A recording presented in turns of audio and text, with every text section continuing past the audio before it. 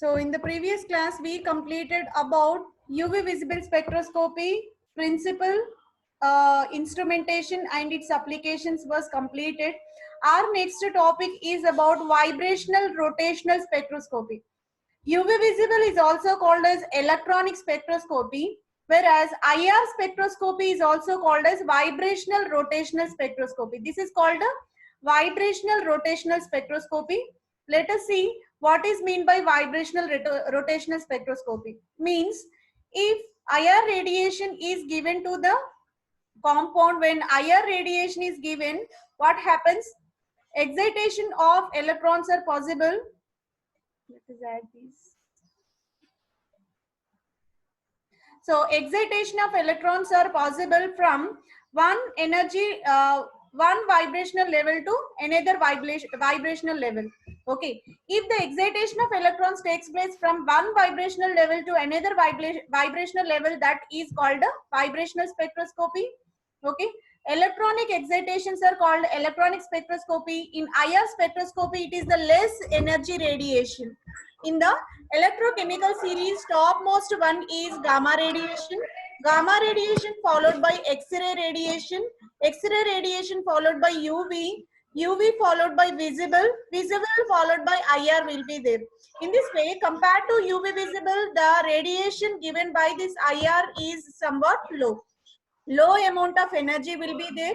That's the reason why here vibrations only possible but not electronic transitions. So infrared spectroscopy is the powerful analytical technique which is mainly based on the fact that chemical substance shows marked selective absorption in the infrared region. So if the molecule is absorbing in infrared region, then here IR spectrum will be obtained and we will get IR spectroscopic signals. Okay. IR spectrum in electrochemical series give the region of near IR, middle IR and far IR region. 4,000 to 12,500 centimeter inverse region is called near IR. 667 to 4,000 is called middle IR region. Far IR region is 50 to 667 centimeter inverse. So this is according to energy increasing order only. Lower energy level is far IR.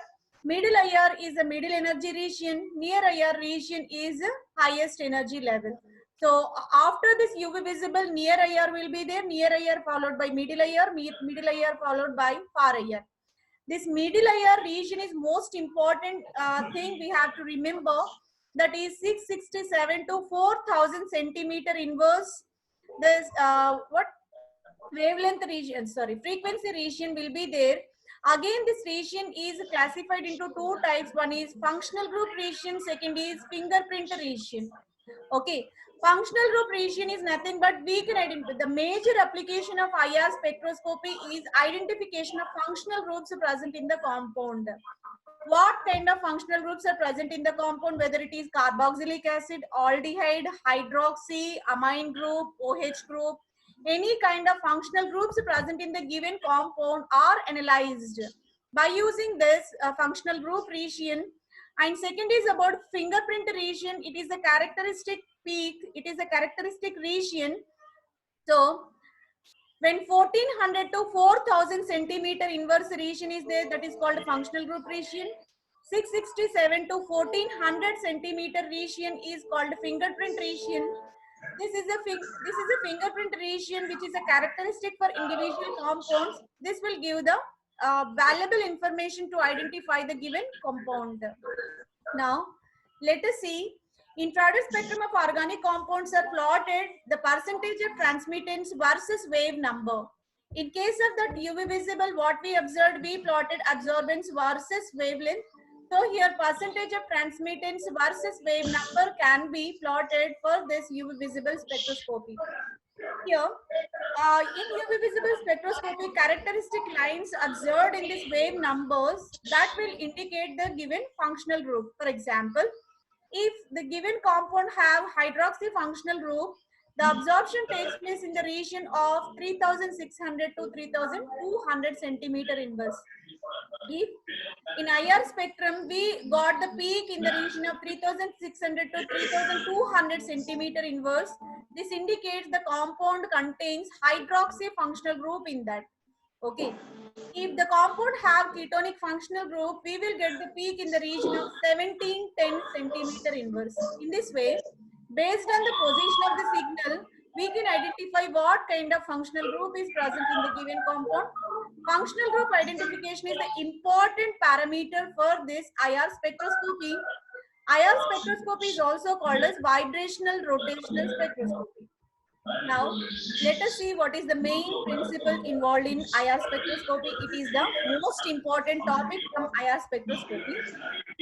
When absorption of infrared region is possible, that causes changes in the vibrational as well as rotational levels. Excitation of electrons takes place from one vibrational level to another vibrational level, which is associated with rotational levels also. When IR radiation absorbed by the molecule, two kind of vibrations are possible. One is called stretching vibration, second is called bending vibration. Let us see what is meant by stretching, what is meant by bending vibration. Stretching vibration in the sense when we are taking two different bonds, if we are stretching in this way, what happens? Bond elongation and bond contraction is possible. That is called stretching. Stretching in the sense what we are doing, we are taking this triatomic molecule. In this triatomic molecule, if we are, for example, these three atoms are bonded by springs, that indicates, so if three atoms are bonded by springs, let us assume three atoms are bonded by springs. What happens? We are what elongating and compressing these bonds. That is called stretching. Okay. So stretching is defined as this type of vibration. Distance between atoms increases and decreases but remains in the same bond axis. On the same bond axis, if we are increasing and decreasing bond length, that is called stretching. Bending in the sense when two atoms bond angle is changed. We are not changing bond distances, but we are changing bond angle, that is called bending. In order to increase and decrease the bond length, stretching vibrations requires high amount of energy compared to bending vibrations, because so it is very easy to change their bond length, bond angle, but not bond length. Bond length elongation compression is difficult. That's why stretching requires always high amount of energy compared to bending. Stretching in the sense increase in and decrease in the bond length. Bending in the sense so increase and decrease in the bond angles. Bond angle is varied, so we are bending, both the atoms are coming closer to each other and both the atoms are well apart to each other. Now let us see how many type of stretchings are possible, how many types of bendings are possible in this. All these comes under principle of IR spectroscopy only. Okay. Symmetric stretching in the sense, if two atoms, if you are taking triatomic molecule, if two atoms are moving in same direction, okay, both are elongated and both are compressed. That's why both the bonds are elongated and both the bonds are compressed. This is called symmetric stretching. We are doing force, we are applying a force in same direction. That is called symmetric stretching. Symmetric stretching is applied, force applied in only one direction on both the bonds. That is called symmetric. Asymmetric in the sense one of the bond is elongated, second bond is compressed. Force applied in two opposite directions, one is elongated, second is compressed. That kind of stretching is called asymmetric stretching. Already we know stretching always requires high amount of energy compared to bending vibrations. Stretching vibrations are only two types. One is symmetric stretching, second is asymmetric. Symmetric stretching in the sense bond length increases and decreases in the same direction. So same increase, same decrease in the bond is possible in both directions. That is called symmetric. Asymmetric in the sense one of the bond is elongated, second bond is compressed. That is called asymmetric stretching. Here it is represented. One is moving in this direction, downward direction. Second force is moving in opposite direction, upward direction. This is called asymmetric stretch. Okay, so after this we have types of bending vibrations. Bending vibrations are classified into 4 types. One is called scissoring, second is called rocking, third is called wagging, fourth is called twisting. These are somewhat new terms, but very simple to explain all this. Scissoring in the sense, by using pictures, we can explain very easily how scissor is moving. When we are taking scissor, two ends are moving in opposite direction. One is moving towards clockwise, second is moving towards anti-clockwise. Okay, so one end of the scissor is moving in right hand side direction, second is moving in left hand side direction. That is called scissoring. Three atoms are moving in opposite direction. So these are two atoms are moving in opposite direction. This is called scissoring. How scissor is working in the same way, atoms are coming together and moving apart each other. And second is about, so second type of transition is called rocking. In case of rocking, what we have to do, two atoms are moving in only one direction, either right hand side or left hand side. How pendulum is moving. So pendulum is moving one time right hand side, second time left hand side. In the same way, rocking, two atoms are moving in right hand side as well as left hand side. This is called rocking.